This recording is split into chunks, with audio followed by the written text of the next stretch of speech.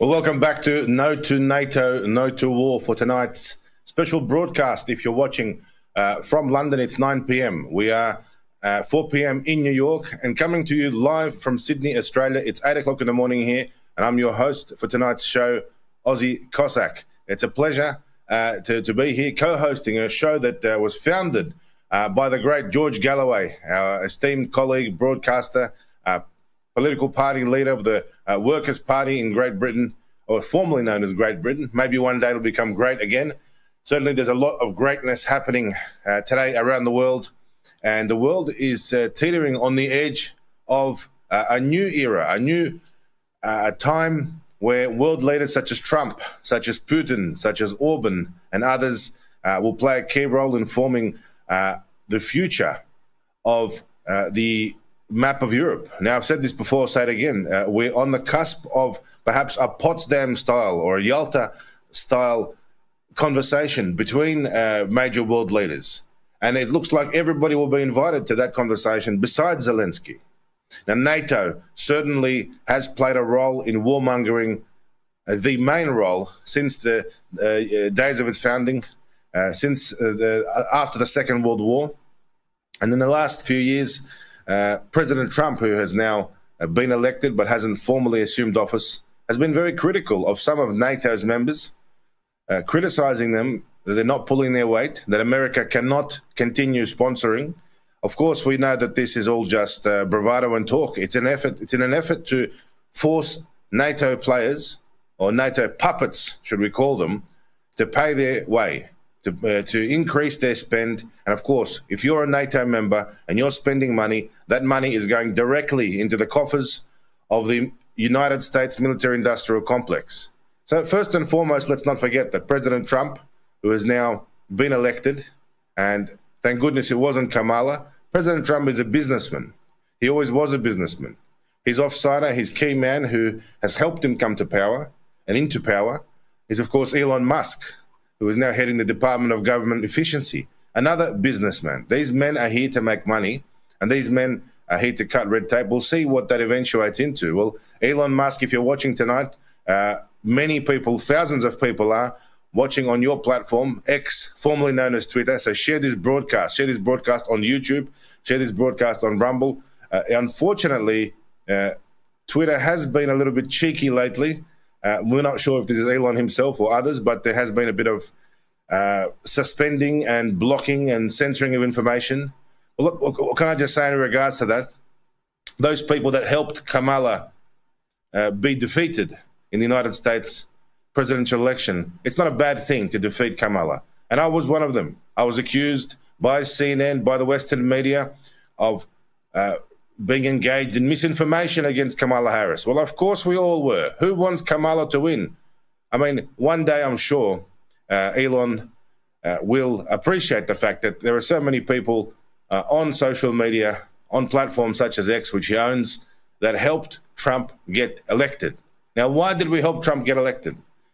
Many of us watching tonight maybe don't like Trump, or they don't like Kamala either, because both of them would have been bad for Palestine and good for the Israeli Defense Force. But at least on the continent of Europe, Trump has been very, very clear.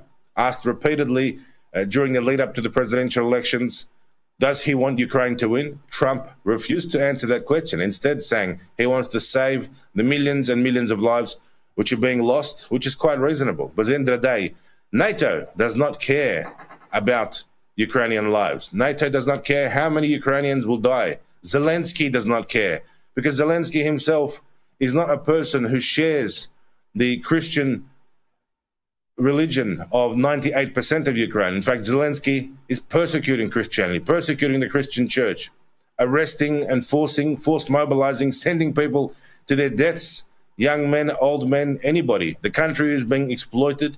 It's being drained for resources, for blood. And that's one of the reasons why perhaps Trump may make a deal, because there are resources available in Ukraine. So from a business perspective, there is a way to fix Ukraine's massive debt. And that, of course, leads down the dark road to BlackRock. Of course, BlackRock, heavily involved. Anywhere there's a war, anywhere there's NATO, anywhere there's then rebuilding reparations. You'll see Blacklock's fingerprints. You'll feel their dirty, ghastly, evil fingerprints all over the place. And Ukraine is no exception. Ukraine is full of natural resources. It's full of beautiful, good people, women, particularly, unfortunately, under Zelensky, being exploited in the brothels of Europe. Let's just face it. The whole country, men, women, and children are being exploited. The Ukrainian organ trade, illegal organ trade, booming. Child trafficking, booming. And this is what NATO has brought to Ukraine. And this is what Russia has sought to stop. Russia has sought to fix. Russia still, after all these years, still views Ukraine as a brotherly country, as a brotherly people, as a Christian Orthodox neighbor. In fact, more than a neighbor, Ukraine historically was always part of Russia. And those who deny that on the basis that they want Ukraine to drift towards Europe. They want Ukraine to join the EU, join NATO. Well, sure, Western Ukraine, Lvov, Galicia, those areas which were formerly part of Poland, which were formerly part of Hungary, Slovakia, Romania, sure, they can join Europe because those lands were never Ukrainian. They were joined by Joseph Stalin under the Soviet Union. But the majority of Ukraine, Eastern Ukraine, Southern Ukraine, Crimea, the Donbass, Kherson, Zaporozhye, region, Donetsk, region, Lugansk, People's Republics, these areas have always been speaking Russian, always been Russian. And this is where Russia has made a stance. And on tonight's show, of course, we are going to be exploring what hypotheticals and what potential scenarios would Trump bring to the table. And we can see already the signals that Trump is giving us of perhaps what he's going to do in his presidency. We'll be speaking shortly with esteemed commentator Rachel Blevins. Rachel from the United States. She's a fantastic journalist. She knows her stuff about geopolitics. We'll welcome her shortly. She's written extensively about the NATO proxy war in Ukraine against Russia. We're then joined by Peter Ford, a distinguished former ambassador to Syria and Bahrain. He's the deputy leader of the Workers' Party of Britain. We look forward to speaking with him. He's formerly been interviewed by Tucker Carlson, and he's coming up soon, so stay tuned. Piers Robinson will be joining us, a British academic researcher in the field of media studies, founder of the Working Group on Syria, Propaganda and Media, and he's authored a number of publications on the CNN effect. So stay tuned. Make sure you hit the share and like button on tonight's broadcast. Wherever you may be, tonight's show may be censored. So feel free to download this show, rebroadcast this show. It's an important show to put a line in the sand here only days after the President of the United States, Trump, has squarely and fairly defeated Kamala. But our work in terms of fighting against NATO and stopping NATO is only beginning.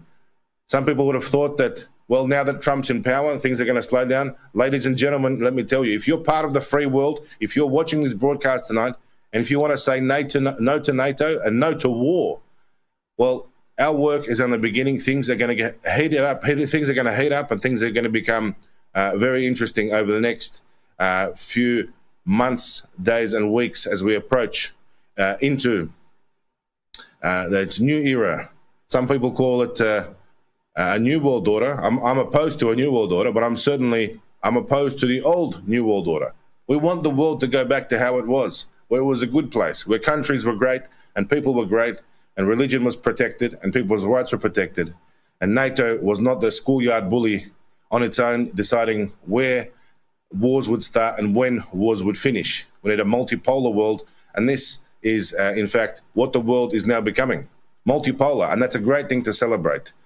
Because I do believe there could be peace very soon. The Zelensky scam is over. People have woken up to that.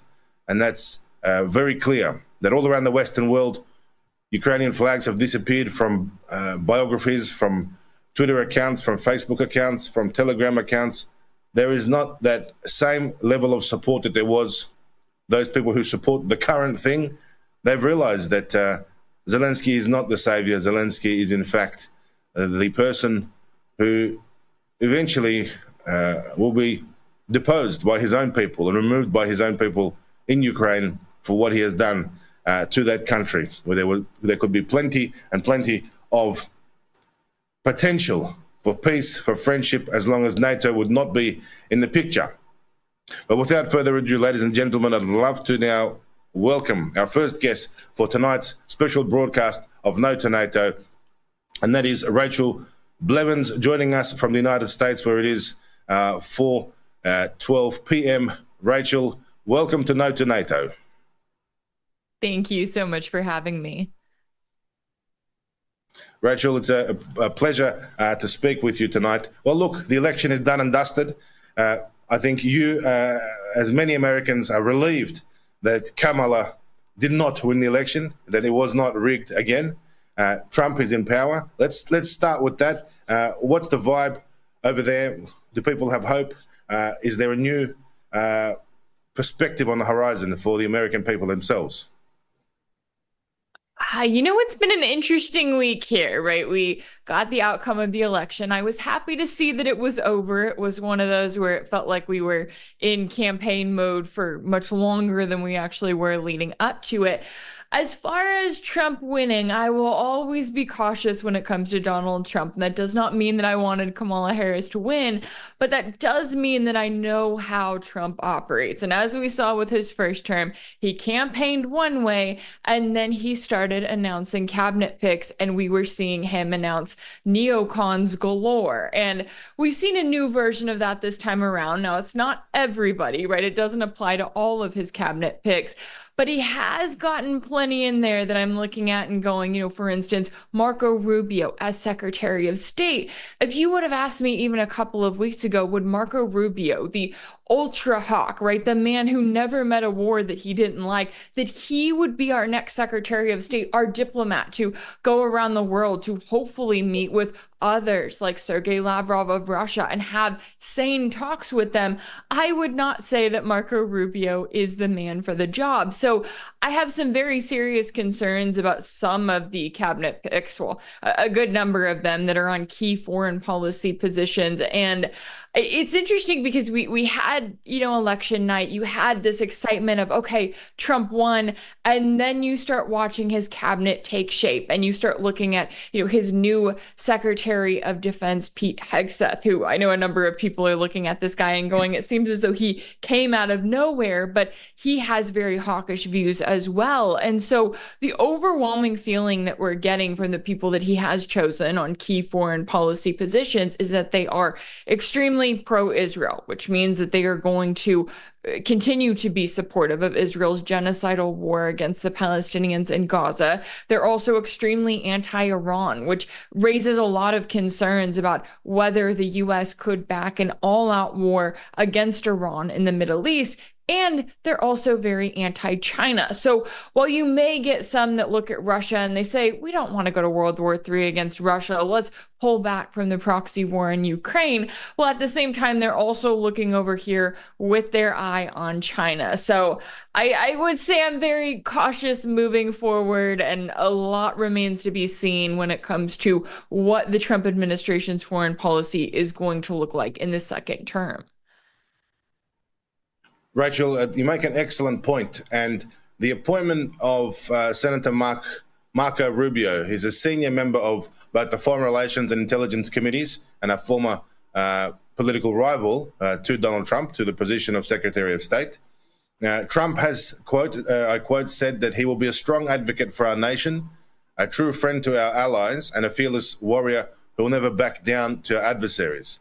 In Australia, there's been also some outrage. Our colleague, Professor Augusta Zimmerman from Western Australia, has said that it's an absolute disgrace that Trump has appointed Marco Rubio. Marco Rubio is a warmonger, and his appointment is a huge slap in the face to the millions of Americans who voted for peace in Ukraine and the Middle East.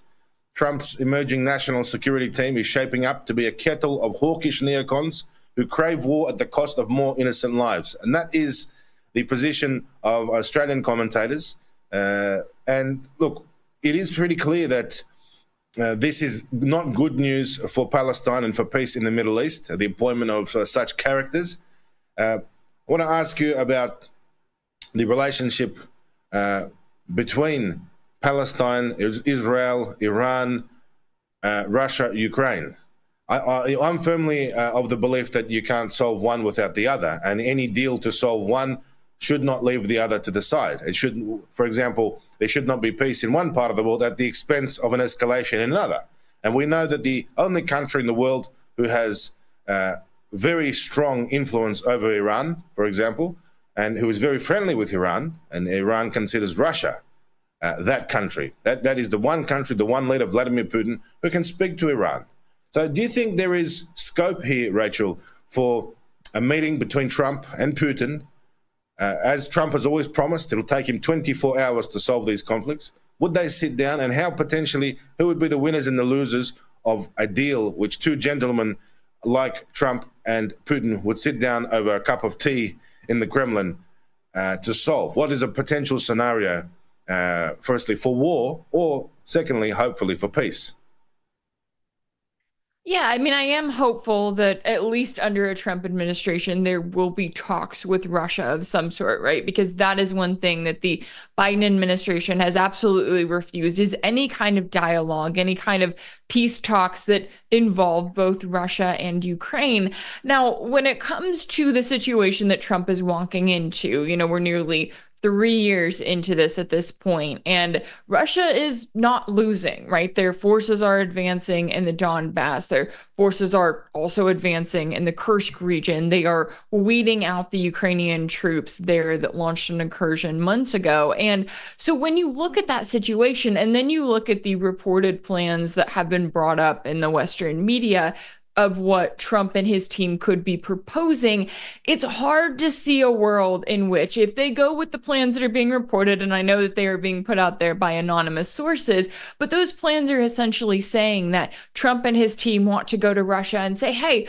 well, let's freeze this war. We'll freeze it for 20 years. We'll promise that Ukraine is not going to become a member of NATO. And then at the same time, for those 20 years, it will allow NATO to then fill Ukraine with weapons and basically build back up their military. And the reason why they're saying 20 years is because their hope is that Putin is eventually going to pass away, and then they're going to deal with a new Russian leader and try to strong arm whoever that new person is into doing what they want. Now, from Russia's perspective, they've been through the Minsk agreements. They attempted the Istanbul talks of 2022. So if you've got Trump coming in and saying, hey, we've got this great agreement, right? Zelensky has agreed that he won't join NATO for 20 years. Don't pay attention to the part where NATO continues to build up Kiev's military and you have all of these Western weapons still right on your border. If that's the case, then I don't see Putin, acting kindly about that agreement, right? He's likely to say, no, we're not doing this. And also, here are our demands on our end. You're going to have to meet those demands. And given the fact that Trump has surrounded himself with so many neocons, I know that, people like Marco Rubio right now, they're a little bit more tame about their rhetoric when it comes to Russia, right? They will admit that there needs to be some sort of negotiated settlement on Ukraine. They will admit that there is not going to be a military victory for Kiev, but they're still neocons. And so I think my concern is, even if we have talks between Trump and Putin, they get together, Putin says, these are our demands, we're not accepting your agreement. And then Trump goes back to his neocon circle. What do they tell him next? Because I have a feeling they're not going to go out quietly, and we could see even more and more tensions involving the US versus Russia. And I think that's my major concern, is that even with Trump coming into this saying, I'm going to, end the war, I'm going to solve it in 24 hours, if he gets any kind of a no from Putin on a possible agreement, that he's going to then take that and say, well, I tried, and Russia refused to work with me, not really acknowledging the fact that everything that we have seen from the US is acting as though Russia is currently losing this conflict. They are treating Moscow like it is on the losing side. And so I think it's going to be very important what the US actually decides to do and to present to Russia. And that could be the game changer in terms of how far we get towards a possible agreement. Rachel, brilliantly said. And I think we can both agree that this is a case of will Trump be able to withstand the pressure of the deep state? And he's said many times that he will, and he's talked about the deep state openly, and so has Elon, and so has other members of Trump's team. But this is the question now. The Russian government, the Russian Foreign Minister Sergei Lavrov, the Kremlin spokesperson Dmitry Peskov have indicated that they do not believe that a United States president can be independent, can make his own decisions, and that it's not a matter of who is in the Oval Office. It's a matter of who is in the office down the corridor next to the Oval Office, because those people never change, and those people will be there dictating the United States foreign policy, not from the perspective of a president, but from the perspective of big government, deep state government, military industrial complex interests. And unfortunately, that's what Trump is up against. And that's who he needs to defeat first. Then he can go and try to fix the world. But the enemy for the United States people is at home in Washington. It's the lobbyists, it's the people with that inappropriate level of influence over the US government. Rachel, thank you very much for joining us with your insights tonight on No to NATO, and we look forward to speaking with you again shortly.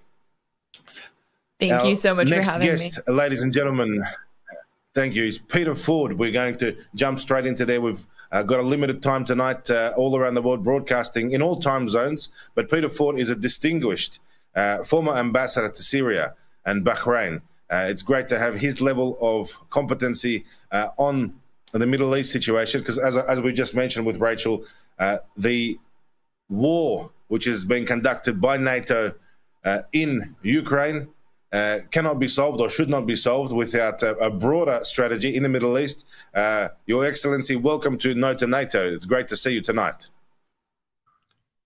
Thank you very much. It's great to be back. This is my second appearance. George Galloway kindly had me on several months ago.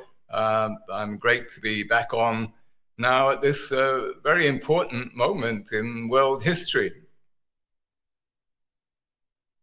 Certainly, Peter, we are at a crossroads. We are a very important moment. I agree with you. The question is, which way is this going to head? I mean, in your opinion, as a former ambassador, as a person who's worked for the British Foreign Office in that capacity, how can you see this panning out? Trump's new election, his appointments that he's made, it's a bad sign, it's a bad start, but is there light at the end of the tunnel? Can we sit here and hope that there will be peace? Because those people ultimately, like myself, yourself, and millions of others around the world who have had enough of NATO's warmongering, we simply want peace. We want the killing to stop, the bloodshed to stop, all around the world. In your opinion, what can we look forward to? What's your prediction over the next few weeks?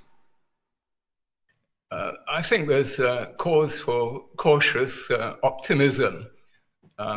It would be easy to be skeptical about Trump, about his competence, about his choices with personnel, his poor track record last time.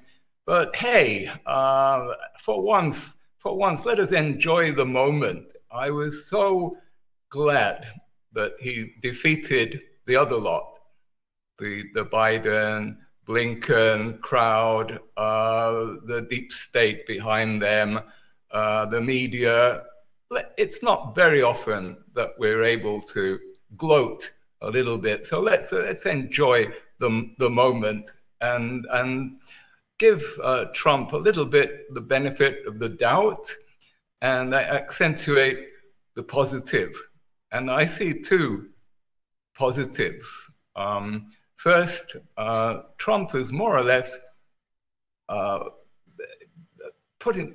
painted himself into a corner on Ukraine by promising to solve Ukraine, end the war, a quick time.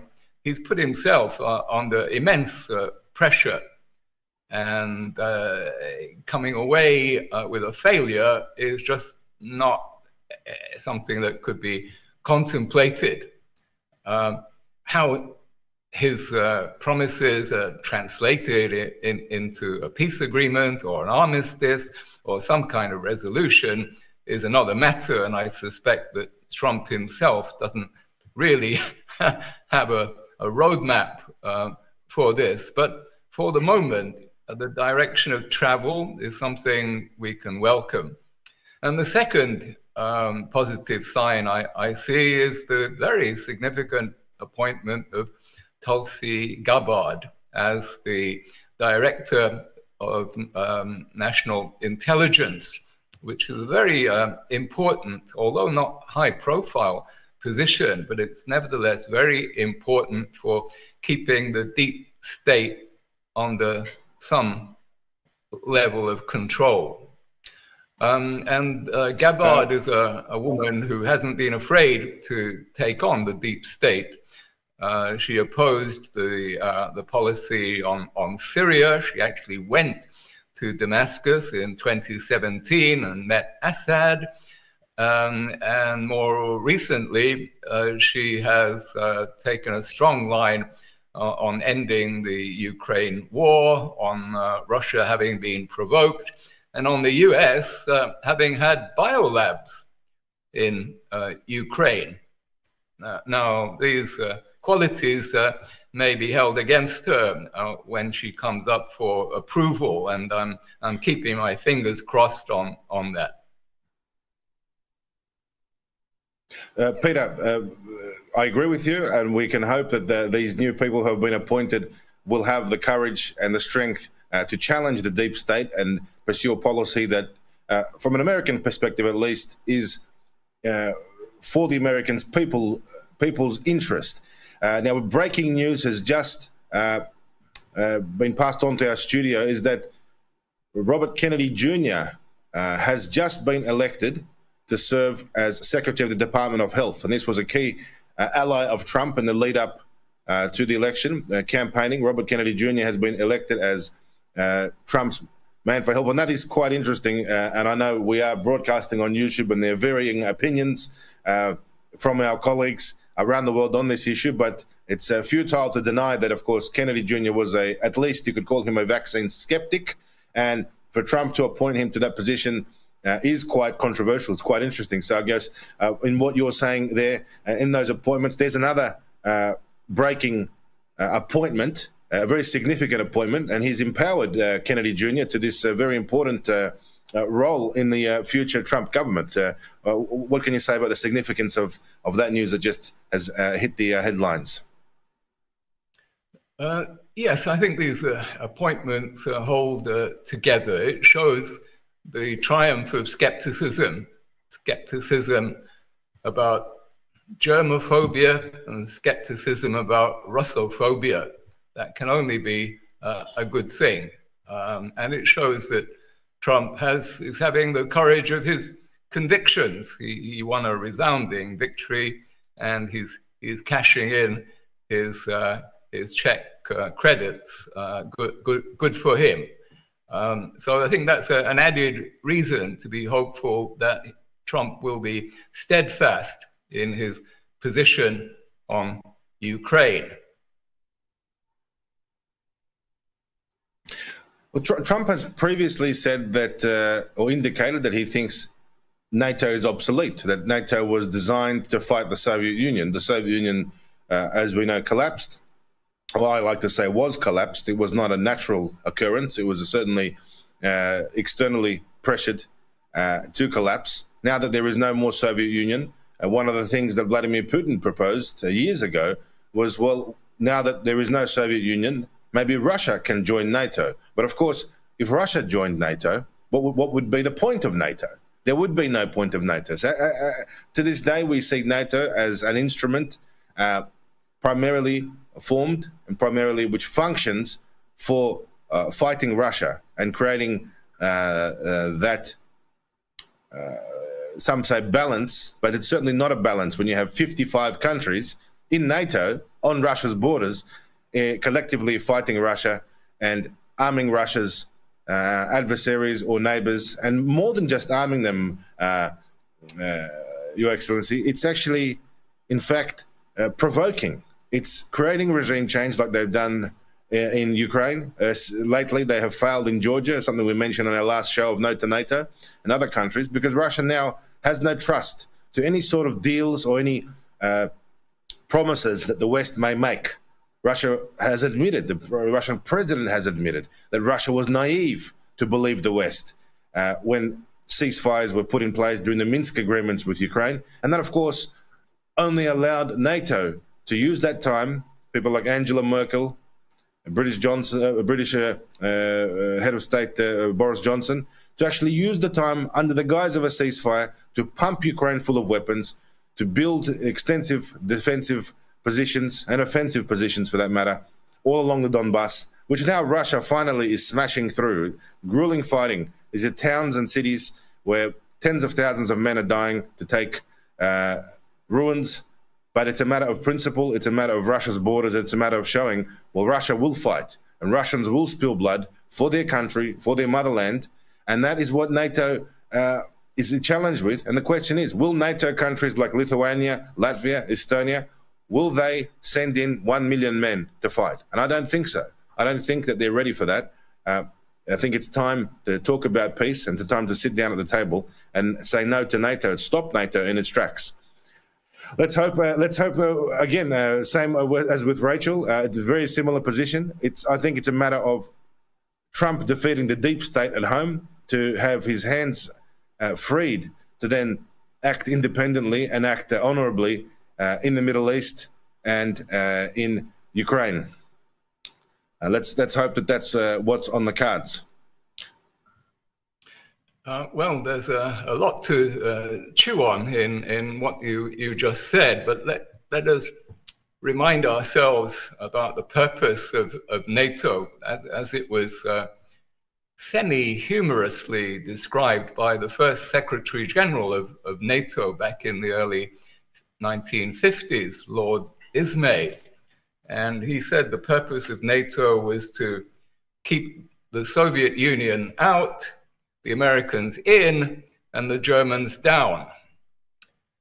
Now, if I were President Trump and I heard that, I would think that was typically condescending British arrogance, and it would turn me against NATO.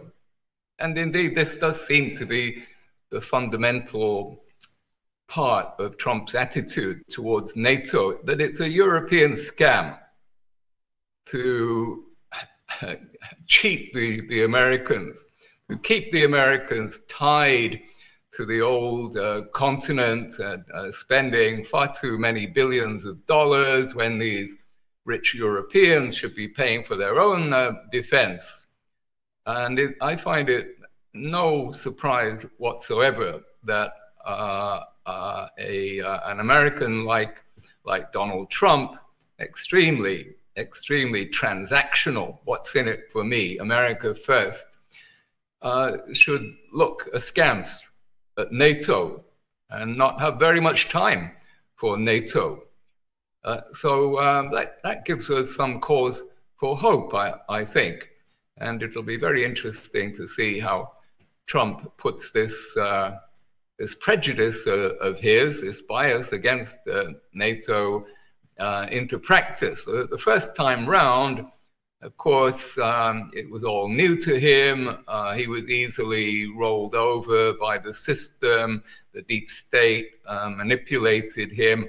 But judging by his appointments, this time he's setting off on a different foot.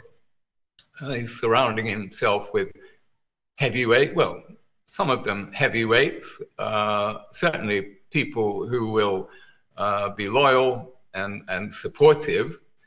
So I'm personally hopeful, cautiously optimistic that Trump will translate his attitudes into early peace negotiations with Russia. And it is amusing, is it not, to see how the major European players are in denial about Trump's victory. They're carrying on as though it could be wished away, or that the deep state could very, very quickly take back the reins from Trump.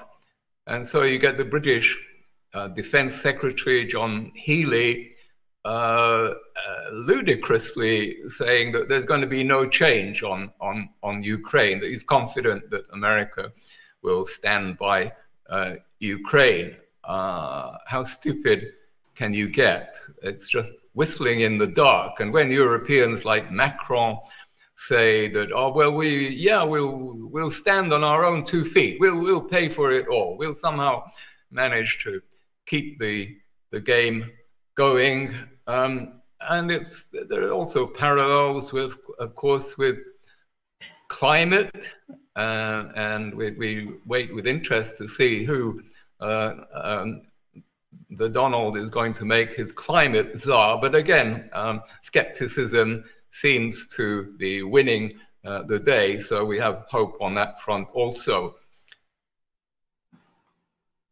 Well, just in from Trump, I quote, he has said, for too long, Americans have been crushed by the industrial food complex and drug companies who have engaged in deception, misinformation, and disinformation when it comes to public health.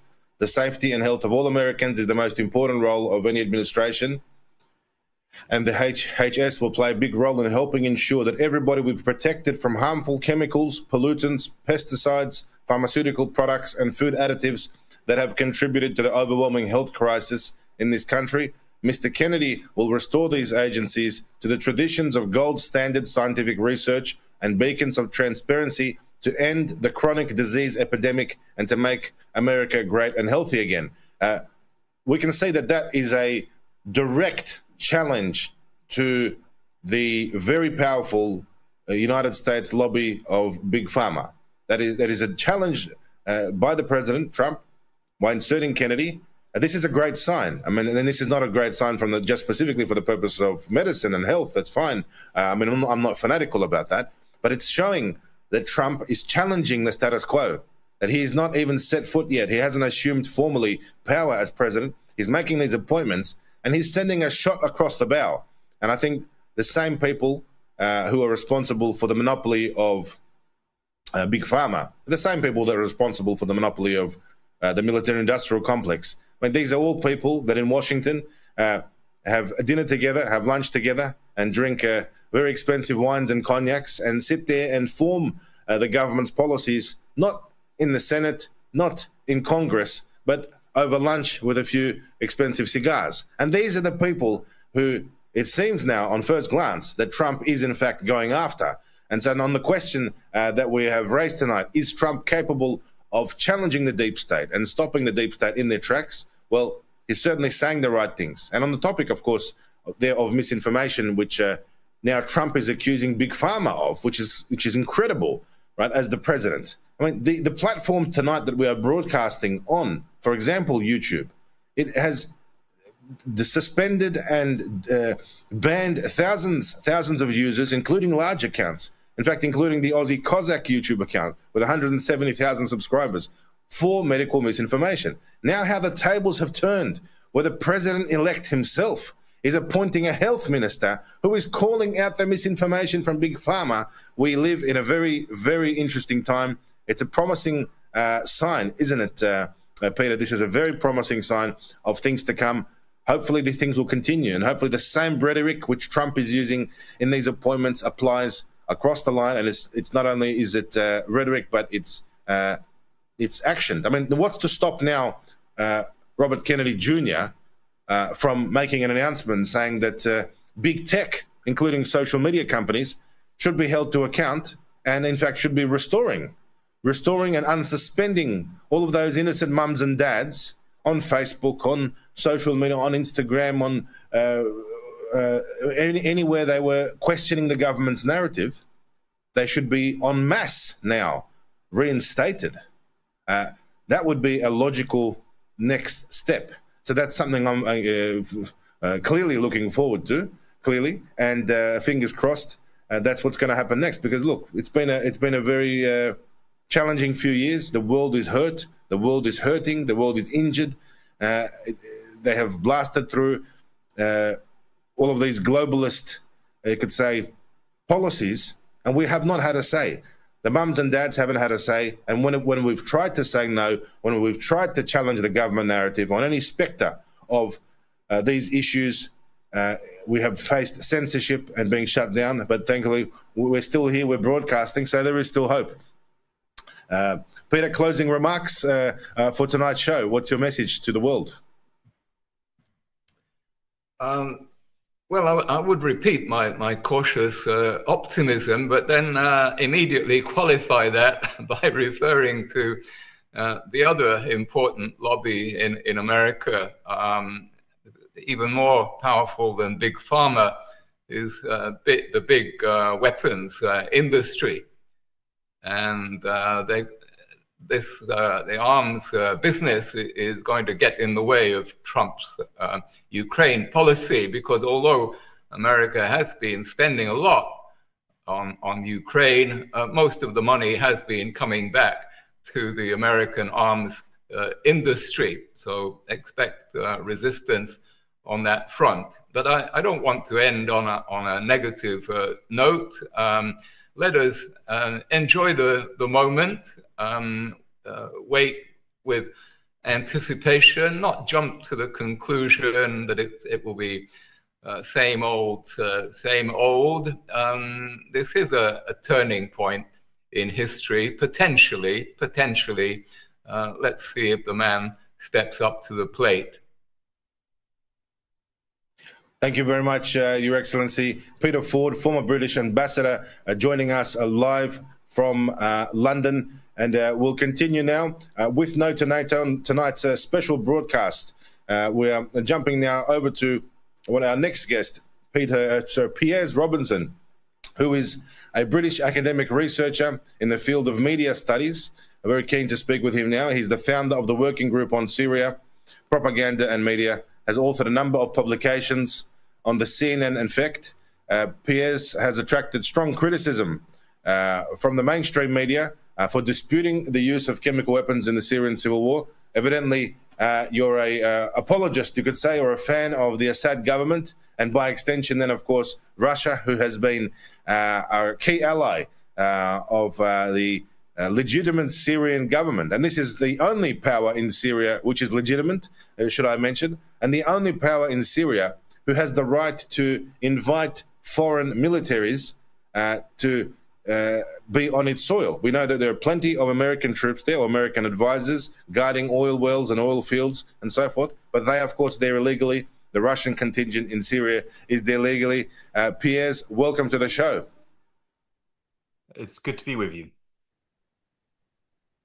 Piers, obviously, I want to talk about Syria tonight, and in the larger context, I want to ask you the question, why is what's happening in Syria, its geographic proximity to key areas, it's to the south of Turkey, it's to the east of Israel and Lebanon, it's to the west of Iran.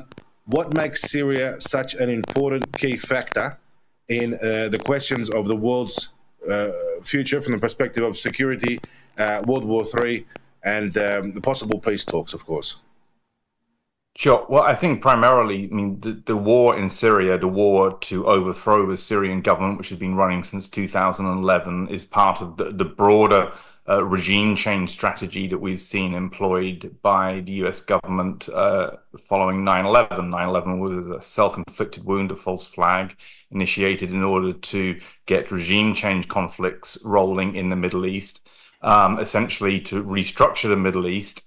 And the conflict in Syria has been for a long time and remains a central stepping stone in the neocon agenda, which has always been to ultimately tackle Iran. But to tackle Iran, you need to tackle Syria first.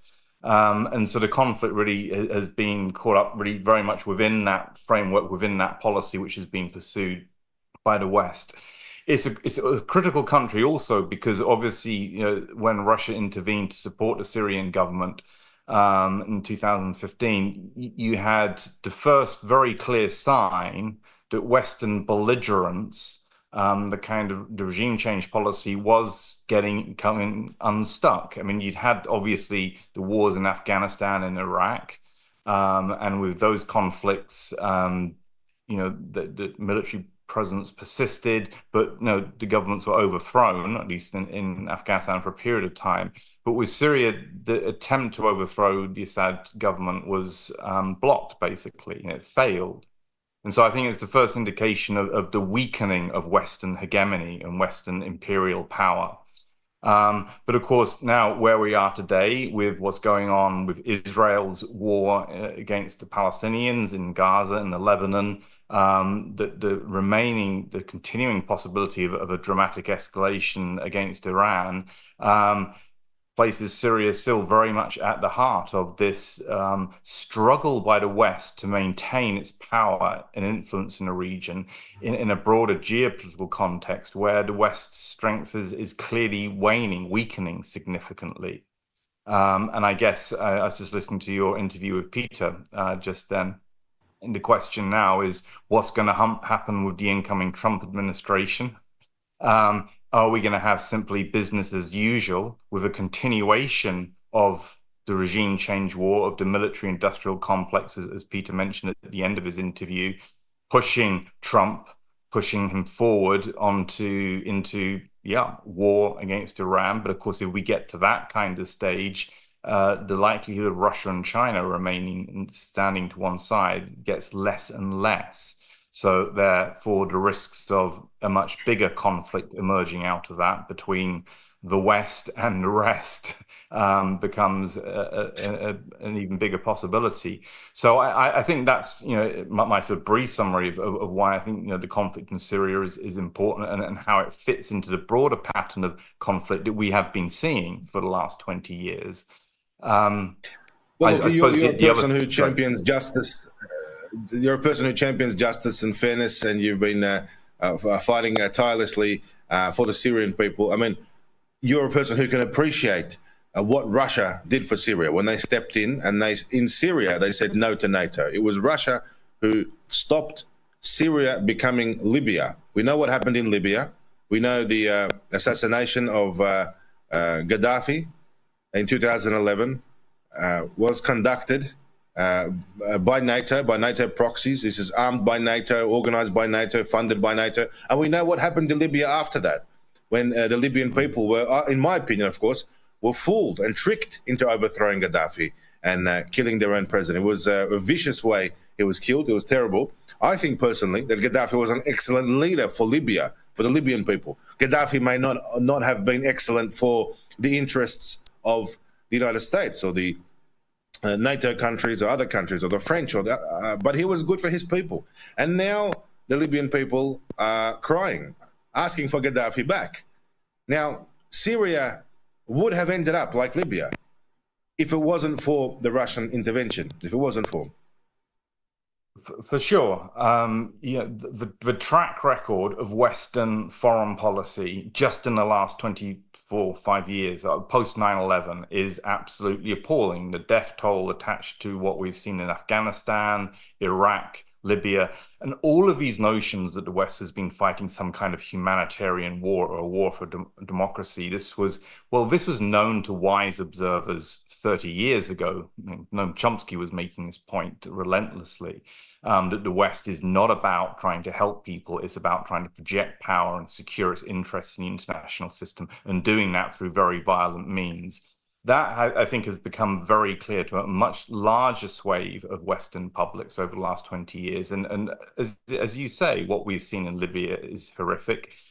This is what would have happened if the Syrian government had fallen to the extremist groups who were being funded by not just America, also Qatar, Saudi Arabia, Israel, all fueling the regime change war that was being fought. Is undoubtedly, I would add, in a way, my own involvement in Syria is I mean, yeah, of course I'm interested in justice and what's right, and that you always have to assess the kind of what's your normative position on a conflict when you're studying it. But of course, my involvement with Syria has really been very much about looking at what I now describe as a strategic deception over alleged chemical weapons attacks. And so you've had this narrative built by the West over many years that the Syrian government has been systematically using chemical weapons, chlorine, sarin, against its population.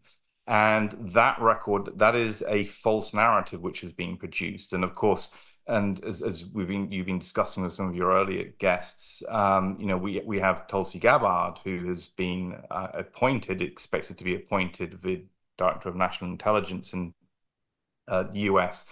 And of course, she had supported the OPCW, the Organization for the Prohibition of Chemical Weapons. She had supported the whistleblowers who emerged from that organization, who'd been involved in investigating one of these alleged chemical attacks, the one in Douma in 2018. And she supported essentially the call for accountability that they were raising. And of course, what's going to be interesting to see now, because I see there's this huge panic now from a lot of commentators. Tulsi Gabbard, no way we can allow her to take that position on. And I think part of the motivation for the panic over her being potentially appointed to that position is people who have been involved in shoring up this false narrative on Syria of alleged chemical weapons attacks. It's a very, without going into all the details, it's a very dirty underbelly of Western foreign policy in the region. It has involved, as we've seen with Ghouta 2013, the murder of civilians. And we've got the hands of Western governments are bloody with those murders, I believe. And this has been going on, and they do not want that to Western playbook, isn't it? It's a familiar Western playbook, and the same playbook in Iraq with weapons of mass destruction. Exactly, yes, seen it all before. It's very familiar. Yeah, and so I think there is this kind of panic about her taking that position.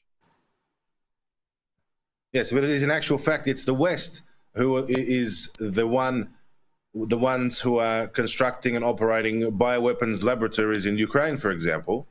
And they are the ones who are involved in exactly what they accuse their opponents of. They're the ones who are killing, indiscriminately killing, bombing civilians all through the Middle East and Yemen and other places. And look, creating war wherever they can. I mean, this is not Russia creating wars all around the world. Russia is simply defending its borders, defending its interests, defending its people, just as the Syrian government is, Piers. Closing statement, please, with 2 minutes to go. Well, I mean, Trump is coming in and he's making these appointments. I think we have to be very cautious about how this will play out. And it's very difficult to speculate on exactly what various individuals are going to do. For example, is Tulsi Gabbard going to continue with the OPCW chemical weapons issue in the way that she has done in the past? We'll have to wait and see. Lots of reasons to be very cautious because of the pro-Israeli stance that you see in the appointments he's making. However, I would say, my final point is that we are in a situation in the international system where circumstances are very different from anything that we in the West have seen before for a very long time. That the structural shifts in the international system, the distribution of power away from the West, means that whoever's in power in the US, they are confronted with a very changed international reality. And one path that could be taken is a path which will be a diplomatic one, which disengages the West from its militaristic stance, and that will be a positive thing, and we'll have to see if Trump does that. The other option is that the West pushes itself into essentially ever greater strategic failures. We mentioned Syria being blocked by Russia. If America goes up against Iran, for example, and that draws in Russia and China, then the West will lose, as they are losing in the Ukraine. So the choice confronting Trump is to either take the wiser path and recalibrate the West's stance internationally, or business as usual, and we will only lead ourselves into ever greater failure and a hell of a lot of conflict associated with that until the shouting's all over, kind of thing. Piers Robinson, I cannot say I disagree with you. In fact, I completely agree with you on those positions which you've shared tonight on No to NATO on tonight's broadcast. Thank you very much for joining us, Piers Robinson. It's been a pleasure. We look forward to seeing you back. Well, ladies and gentlemen, here we are with only minutes to go of tonight's special broadcast. It's very clear to me that there is a trend forming, that people all around the world are saying that we must make a stand. NATO is being defeated. NATO is being stopped. When once upon a time we would think NATO cannot be defeated, NATO cannot be stopped. But all around the world, as we've seen now, in fact, they are losing. In Syria, they were losing. In Libya, they disgraced themselves and destroyed a good country with a strong leader. The same they did in Iraq under false pretexts. They were defeated in Afghanistan. Where has NATO won a war? Clearly in Ukraine, at the moment, NATO is losing. They have thrown everything they have at it. And let's just face it, it looks like many people in the West are beginning to understand and realize that NATO is not so much a military alliance as it is a business alliance. It's an excellent business plan to capture and keep enslave Western populations into paying tax to the schoolyard bully. And the schoolyard bully in this instance is the hugely powerful military-industrial complex. As our guests have mentioned tonight, when we hear about hundreds of billions of dollars being sent to Ukraine, this is not money that is reaching Ukrainian civilians, Ukrainian mums and dads, or Ukrainian people who are caught up in the war. This is money that 98% of it is actually funneled back into the coffers of private military companies, companies like Raytheon, companies like Lockheed, companies like Boeing, whose share prices continue to climb on the blood of Ukrainian people, on the blood of those being mobilized and forced into war for no reason. There is no reason why Ukraine must continue sacrificing its population, its men, women, and children. Zelensky, of course, has no regard for the Ukrainian population, for the Christian population of Ukraine, terrorizing churches, terrorizing parishioners, arresting priests, arresting bishops, arresting innocent people from the streets and sending them to die on the front lines. And I've said it before, I'll say it again. There is only one country in the world who cares about Ukraine, and that is Russia. And the faster Russia is able to complete its special military operation, the faster Russia is able to complete the aims and goals of that military operation, which is denazification, which is demilitarization. There is no desire from Russia to enslave Ukraine or enslave Ukrainians. In fact, that's why Russia has allowed this conflict to drag out, because Russia is not obliterating or destroying or annihilating Ukrainians. Russia is very selective and very careful in the way it conducts offensive operations in Ukraine, and it has done everything to maximize the preservation of civilian life. Some people in the West think, oh, Russia's weak, Russia's not strong, look how long it's taking Russia to take these cities and towns and so forth. Well, excuse me, Russia's up against 55 NATO countries. That's 55 intelligence agencies. That's 55 military-industrial complexes, 55 types of missiles, shells, ammunition, tanks, Challenger tanks from Britain, Abrams tanks from the United States, Leopard tanks from Germany, Caesar artillery pieces from France. The list goes on. Turkey, Canada, everybody's in there throwing everything they have, including mercenaries, including boots on the ground. And guess who's winning? Russia is holding the line. So yes, another place where NATO is being defeated right now is Ukraine. And as a Russian person, of course, I'm born in Australia, I want to say thank you to the great work that the Workers' Party of Britain does. For example, people like George Galloway, whose platform tonight we are broadcasting from, No to NATO. They do an excellent job. George Galloway and his team and his people, and those watching this broadcast, make sure you like and subscribe and share. But you are on the right side of history because you have said no to NATO. Check the links in the description below to see how you can support the work of this very important message, this very important broadcast, because the campaign to say no to NATO is only ramping up now. You can see the QR code below. We have a lot of work to do in front of us. We need to challenge the narrative, challenge the deep state, stop NATO in its tracks. With your help, we'll do that. It's been a pleasure having this broadcast with you tonight.